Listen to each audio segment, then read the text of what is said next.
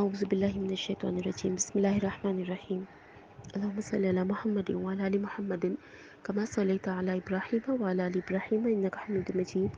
حدیث نمبر 25، کتاب العلم پڑھ رہے ہیں ہم، علم کا بیان پڑھ رہے ہیں ہم نے پہلے کھجور کے درخت کے بارے میں دیکھا۔ امید ہے کہ اس ایک دن میں آپ کو کھجور کے درخت کے بارے میں بہت سی باتیں سمجھ میں آئی ہوں گی اور آپ نے اپنے سے مشابہ کیا کھجور کے درخت کو۔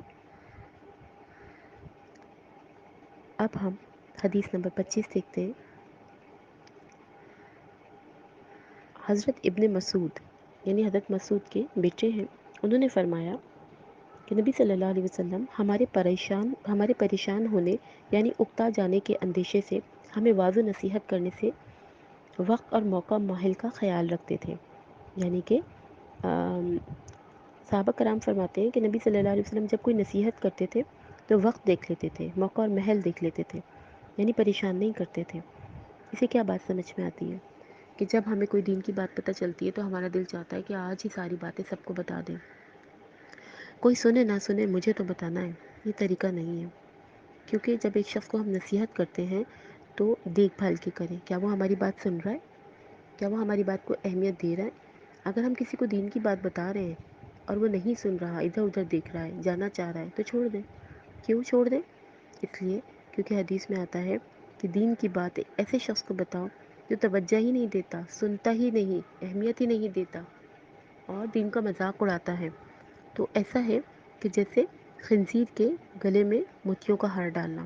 بات سمجھ میں آئی؟ یعنی ایک شخص دین کو برا بھلا کہہ رہا ہے اور ہم اس کو دین کی بات بتائے جا رہے ہیں تو اس وقت نہ بتائیں، ماحول کا، وقت کا انتظار کریں۔ نبی صلی اللہ علیہ وسلم پر جب وحی آئی تھی پہلی، اس کے بعد 23 سال میں آپ نے دین پھیلایا تھا، آپ نے ایک سال میں نہیں پھیلا دیا تھا۔ نبی صلی اللہ علیہ وسلم نے کافی سال خفیہ تبلیغ کی تھی، باقاعدہ اعلانیہ تبلیغ نہیں کی تھی۔ وہ تو حضرت عمر فاروق کے دین میں آنے کے بعد آپ نے باقاعدہ اعلانیہ تبلیغ کی، جب آپ مضبوط ہو گئے تھے۔ تو پہلے ہمیں اپنے آپ کو مضبوط کرنا ہے۔ وَاجْعَلْ لِي وَزِيرًا مِّنْ أَهْلِي، دعا مانگیے۔ آپ کہتے ہیں نا میں کیسے بتاؤں دوسروں کو بات، سنتا ہی نہیں کوئی۔ میں جب کہتی ہوں تو لوگ مجھے ڈانٹ دیتے ہیں، کوئی نہیں ڈانٹے گا آپ کو، یا آپ اپنا کام نہیں کر رہے، آپ اللہ کا کام کر رہے ہیں، اللہ آپ کی مدد کرے گا۔ وَاجْعَلْ لِي وَزِيرًا مِّنْ أَهْلِي، اللہ میرے گھر میں سے مجھے کوئی وزیر دے دے۔ حضرت موسیٰ نے بھی تو کہا تھا نا، تو کون مل گئے تھے؟ حضرت ہارون مل گئے تھے۔ آپ کو بھی اللہ کوئی دے دے گا۔ تو بہرحال دین کی بات جب آپ بتائیں تو یہ دیکھ لیجئے کہ موقع محل ہے یا نہیں ہے۔ کیوں؟ اس لیے کہ ہمیں دروازہ کھٹکھٹانا ہے، دروازہ توڑنا نہیں ہے۔ بات سمجھ میں آئی؟ آپ کو اس کے دل کو پہلے نرم کرنا پڑے گا، پہلے اس کے دل میں اللہ کی محبت ڈالنی ہوگی۔ یہ نہیں ہے کہ کسی کے گھر میں سالگرہ ہو رہی ہے، کسی کے گھر میں نیو ایئر منایا جا رہا ہے، آپ نے جا کر وہاں پہ برا بھلا کہنا شروع کر دیا۔ تو کیا آپ نے پہلے واضح تبلیغ کی تھی؟ کیا پہلے آپ نے اس کو سمجھایا تھا کہ یہ بری بات ہے؟ تو آپ کو کیا حق پہنچتا ہے کہ آپ جا کے ان کے گھر میں جو ہے وہ برا بھلا کہیں اور ان کی تقریب خراب کریں؟ پہلے اس کو مائل کیجئے، پھر قائل کیجئے۔ بات سمجھ میں آئی؟ وہ خود ہی قائل ہو جائے گا۔ آپ مائل تو کریں، آپ بتائیں تو دین صحیح کیا ہے۔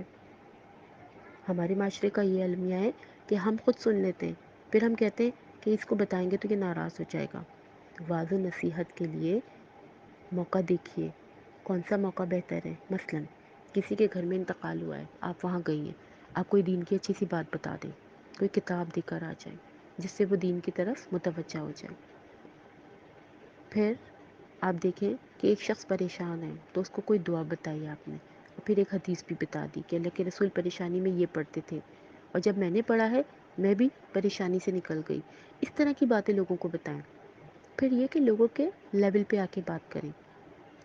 ہم کیا کرتے ہیں، جو بھی بات پتہ چل گئی فوراً دوسروں کو بتا دیتے ہیں۔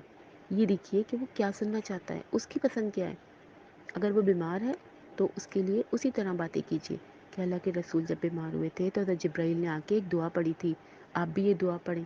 اس طرح کسی کے گھر میں کوئی خوشی ہے تو اس کو بتائیے کہ اللہ کے رسول خوشی کے موقع پہ کیا کرتے تھے، یا یہ بتائیے میں کیا کرتی ہوں خوشی کے موقع پہ، کیونکہ اللہ کے رسول بھی ایسے ہی کرتے تھے۔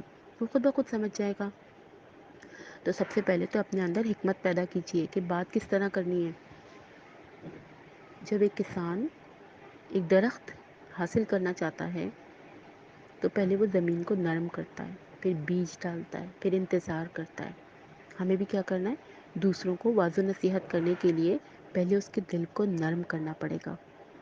سخت دلوں میں بات نہیں جاتی، پہلے دلوں کو نرم کیجیے، اس کے بعد بات بتائیے۔ جب نرم دل میں آپ بات بتائیں گے تو بہت فائدہ دے گی، اور دل ہی سخت ہے اور آپ بولے جا رہے ہیں تو فائدہ کیا؟ تو بہرحال یہ کہ بہت ساری نصیحت کرنے سے بہتر ہے کہ ایک بات بتا دی جائے، اور اس طرح بتائی جائے کہ لوگ اکتا نہ جائیں۔ صحابیات نے بھی کہا تھا نا کہ اللہ کے رسول، آپ مردوں کو تو بہت ساری دین کی تبلیغ کرتے ہیں، باتیں بتاتے ہیں، لیکن ہمارے لیے بھی کچھ رکھیے حصہ۔ تو اللہ کے رسول نے کہا تھا ٹھیک ہے، ہفتے میں ایک دن تمہارا ہے۔ اسے کیا پتہ چلا کہ اللہ کے رسول نے عورتوں کو یہ سوچتے ہوئے کہ ان کی ذمہ داریاں زیادہ ہیں تو ہفتے میں ایک دن رکھا تھا، اور اس دن ان کو واضح نصیحت کرتے تھے۔ پھر نبی صلی اللہ علیہ وسلم تبلیغ کے علاوہ نماز جیسی فرض چیز میں خیال کرتے تھے کہ میں لمبی نماز نہ پڑھاؤں۔ کبھی کبھی آپ دیکھتے تھے بچے رونے لگے ہیں تو لوگ اکتا نہ جائیں، بچوں کے رونے کے ڈر سے آپ نماز چھٹی کر دیتے تھے، جس کا مطلب نبی صلی اللہ علیہ وسلم فرض چیز میں بھی جو تھے وہ تھوڑی سی کمی کر دیتے ہیں۔ تو ہمیں بھی کیا کرنا ہے؟ ماحول دیکھ کر بات کرنی ہے۔ کیوں؟ کیونکہ ہمیں دنیا کو نہیں بدلنا ہے، یہ اللہ کا کام ہے، ہمیں لوگوں کے ذہن اور سوچ کو بدلنا ہے۔ تو آج سے ہمیں کوشش کرنی ہے کہ ہم اس طرح بات کریں کہ لوگ اس کو سمجھ سکیں، کسی کا مذاق نہ اڑائیں، کسی کو برا بھلا نہ کہیں۔ جب ہم دین کی طرف آتے ہیں تو ہم کیا کرتے ہیں؟ نہیں سے بات شروع کرتے ہیں، نہیں یہ نہیں ہوتا، نہیں ایسا نہیں کرنا چاہیے، نہیں اسلام میں یہ نہیں ہے۔ آپ کو پتہ ہے ایک مثال آتی ہے ہمارے پاس کہ ایک بزرگ تھے، ہمیشہ نمازیں پڑھتے تھے، غلط وضو کرتے تھے۔ تو دو بچے جو تھے انہوں نے ان بزرگ کے ساتھ برابر میں وضو کی اور کہا کہ بابا ہم وضو کر رہے ہیں، آپ دیکھیے ہماری وضو صحیح ہے یا ہم غلط کر رہے ہیں۔ تو ان بچوں نے صحیح وضو کی تھی۔ تو ان بچوں نے کہا کہ بابا آپ کی وضو صحیح ہے یا ہماری وضو صحیح ہے؟ اس طرح کر کے انہوں نے بات کی۔ تو جو بزرگ تھے ان کو سمجھ میں آ گیا کہ میں غلط ہوں، میری وضو ٹھیک نہیں ہے۔ تو اصلاحی باتیں کیجیے۔ یہ بھی ہو سکتا تھا وہ بچے کہتے ہیں آپ تو ہمیشہ نمازیں تو پڑھتے ہیں لیکن وضو غلط کرتے ہیں، آپ کی تو نماز ہی نہیں ہوتی۔ ہو سکتا تھا بچے اس طرح کہتے، لیکن بچوں نے کیا طریقہ اختیار کیا؟ تو پازیٹیو بات کیجیے، لوگوں سے نیگیٹو بات مت کیجیے، نہیں کا لفظ تو استعمال ہی نہیں کیجیے۔ اگر ہمیں کسی کو واضح نصیحت کرنی ہے تو اس طرح کریں کہ دیکھیں میں یہ طریقہ اختیار کرتی ہوں، کیا یہ صحیح ہے؟ یہ سنت طریقہ ہے، مجھے بہت خوشی ہوتی ہے جب میں سنت اختیار کرتی ہوں۔ لوگوں کی باتوں کو رہنے دیجیے، وہ کیا کرتے ہیں آپ ان کو سنت بتا دیجیے، وہ خود بخود عمل میں ان کے آ جائے گا۔ تو بہرحال آج کی حدیث سے ہمیں کیا پتہ چلا کہ ہمیں جب کسی کو واضح نصیحت کرنی ہے تو موقع محل دیکھ کے بات کرنی ہے اور اس کے دل کو نرم کرنا ہے، تاکہ جب ہم اس کے دل کو نرم کر سکیں تو پھر اس کا پودا جو ہے کھجور کی طرح تناور درخت بن جائے۔ پھر دوسری بات یہ کہ قرآن جو تھا وہ 23 سال میں کیوں نازل ہوا؟ اللہ تعالیٰ ایک ساتھ پورا قرآن دے دیتے، وہ تو عربی لوگ تھے، ان کو تو سمجھ آ جاتا، لیکن اللہ تعالیٰ نے اس قوم کے لیے، کیونکہ اللہ اس کو جانتے تھے اس قوم کو کہ وہ سخت قوم ہے، وہ نہیں مانے گی، اسی طرح ہماری قوم تو اس سے بھی زیادہ سخت ہے، تو ہم کیسے مانیں گے اتنی جلدی؟ تو کوشش کیجئے کہ دوسروں کو نصیحت کرنے کے لیے آہستہ آہستہ تھوڑی تھوڑی بات کیجئے، تاکہ آپ کی بات کا مقصد فوت نہ ہو جائے بلکہ لوگوں کو فائدہ دیا جائے۔ اور یہ دعا بھی پڑھتے رہیے، اللہم انی اسألک علما نافعا، اے اللہ نفع بخش علم دینا، ورزقا طیبا وعملا متقبلا، اللہ ایسا عمل کروں جو قبول بھی ہو۔ اپنی طرف سے تو میں پوری پوری رات جو ہے وہ جاگ کر نعتیں پڑھ لوں جھوم جھوم کے کہ میں نے نبی صلی اللہ علیہ وسلم کی سنت پوری کر دی، یا میں واز کروں تو میں 4 گھنٹے کا رکھ لوں یا 3 گھنٹے کا رکھ لوں، نہیں، ہمیشہ بات اتنی کیجئے 1 گھنٹے کی یا 1.5 گھنٹے کی کہ لوگوں کو سمجھ میں آئے، اور جب لوگ اکتانے لگیں تو چھوڑ دیجئے، دوسرے وقت کا انتظار کیجئے، کیونکہ دین کو پھیلانا اللہ کا کام ہے، ہم صرف کیا ہیں؟ ہم دنیا میں اللہ تعالیٰ کے دین کو پھیلانے کا سبب بنے ہیں۔